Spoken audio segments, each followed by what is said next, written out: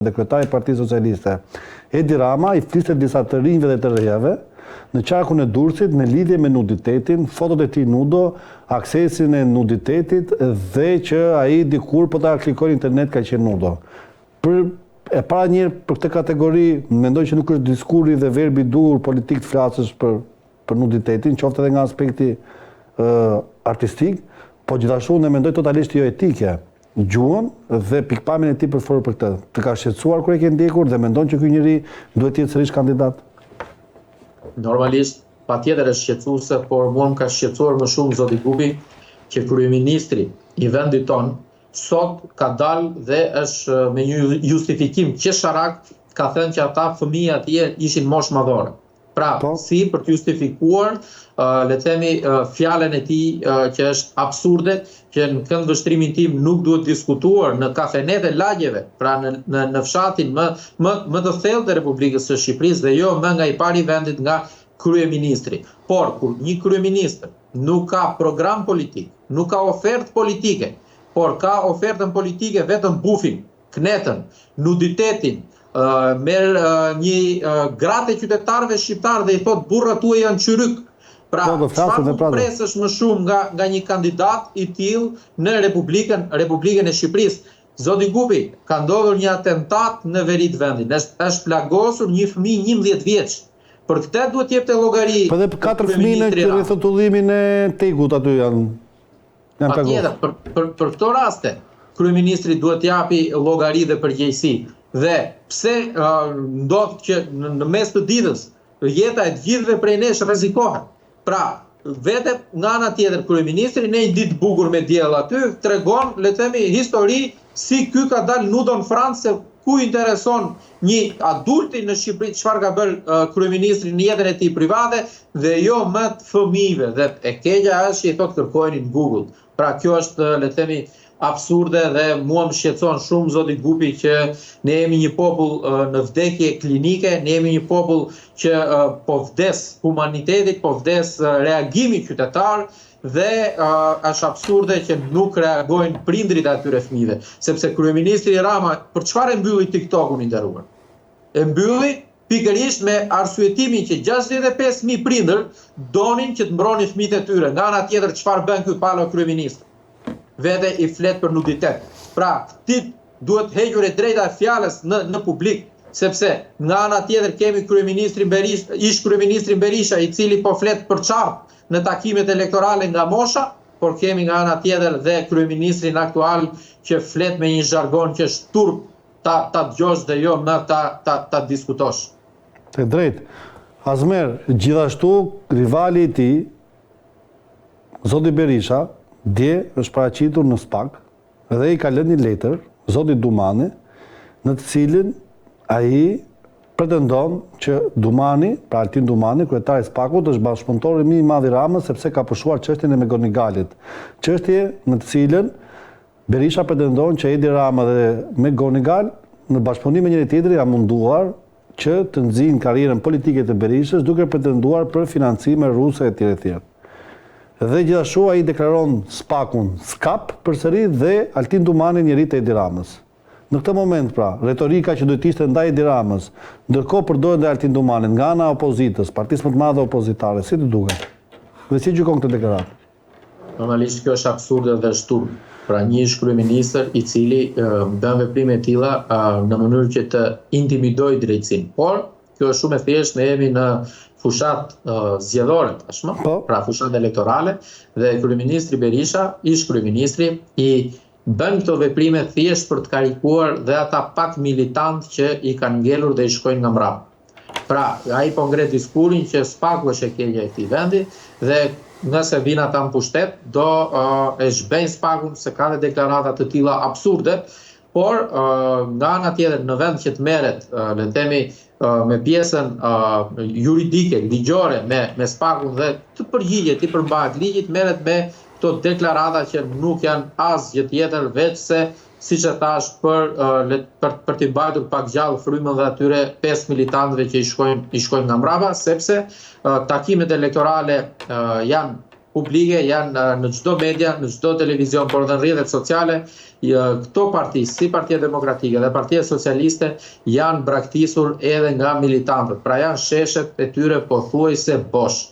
Pra kjo do të thotë që këto dy partie kanë vrarë shpresën të qytetarët dhe mbështetja që qytetarët i kanë dhënë dhe besimi gjithë këto vite, po reflektohet në 2025-ën dhe unë jam i bindur që në 11 maj këto dy parti politike do marrin ndëshkimin e merituar dhe asnjëra prej tyre nuk do jetë në gjendje që ta bëj qeverin e vetme për të marrë numrat e duhur për të mandatuar për zgjedhjet e reja. E qartë. Edhe e drejtë. I rikthehemi prapë zotit Rama.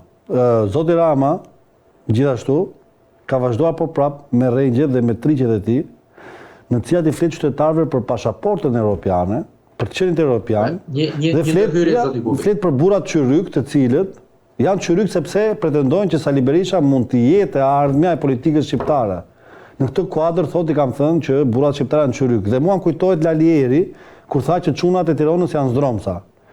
Nga një ta që bëjmë parashikim me bicicin e burrave, ka një fatkeqësi të madhe që përfundojnë pas hekurave. Dhe unë uroj që mos i ndodhi ky fatkeqësi kryeministrit shqiptar se është dhe moshe vjetër edhe ka atë posturën si Ismail Qemali dhe të shikosh një njeri me atë pamje në burg do ishte pak mikluese do mendoj. Mirë po, ajo që dua të them është edhe që gjua që ai përdor ndaj partive të reja që janë njerëz të rinj, në cilët ai vetë dikur thoshte politike e re, parti të reja, elite e re politike, sot ju cilëson si sude ose si firma piramidale, ose si njerëz që i futen në politikës thjesht për të gaburuar çfarë keni mundësi të merrni. Cila është përgjigjja jote për gjithë këtë qëndrim të tij? Në para e punës, zoti Rama, kryeministri i vendit tonë, e para një nuk po i flet gjithë qytetarëve të Republikës tonë, por po mbledh vetëm gratë e administratës. Shikoni në çdo takim dhe video të tij. Nuk ka burra. Pra, po merr gratë e funksionarëve të vet dhe po mbush salla dhe i flet atyre dhe i thotë që burrat tuaj janë qyryk. Pra, kysh këtu ai le të themi po bën show, thjesht vetëm që të thotë ka mbështetjen e grave e të gjitha me radhë. Por ajo që mua më duket më absurde, edhe këto gra, nena, vajza, e të gjitha me radhë kur ai i shan bashkëshortin, shtyllën e familjes në Republikën e Shqipërisë, se jemi një vend patriarkal, jemi një vend ku vlerësohet babai, vlerësohet burri i shtëpisë. Pra, le të jemi korrekt me këto që themi, mos të flasim sikur jetojmë në një vend tjetër, jetojmë në Shqipëri. Dhe kryeministri i thotë, gjysma e burrave tuaj janë qyryk.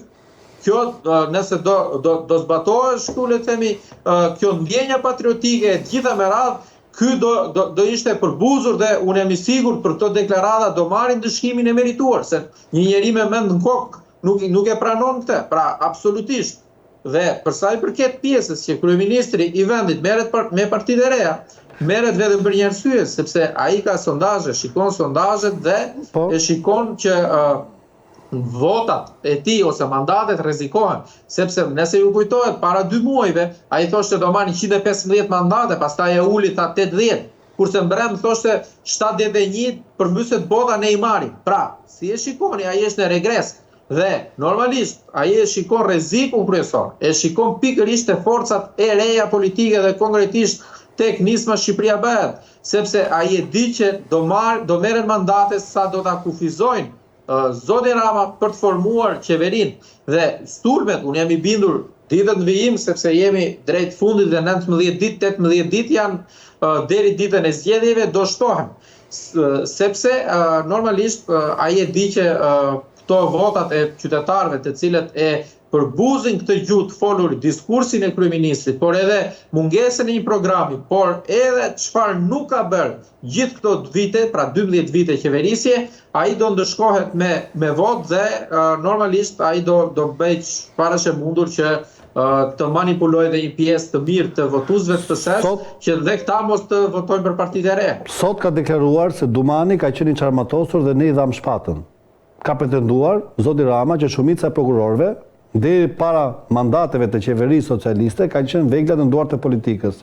Dhe i ka bërë një pyetje biles publike zotit Dumani. I ka thënë në karrierën tënde si prokuror, para se ne të jepnim shpatën, sa deputet, ish ministra ose drejtora të mëdhenj ke thirrur në bankën e të akuzuarve? Asnjë. Ndërsa sot ke arritur deri aty sa ke thirrur dhe ish kryeministrin dhe kryetarin e bashkisë dhe i ke marrë pandehur dhe një prej tyre është në burg. Ajo shpatë t'u dha nga ne.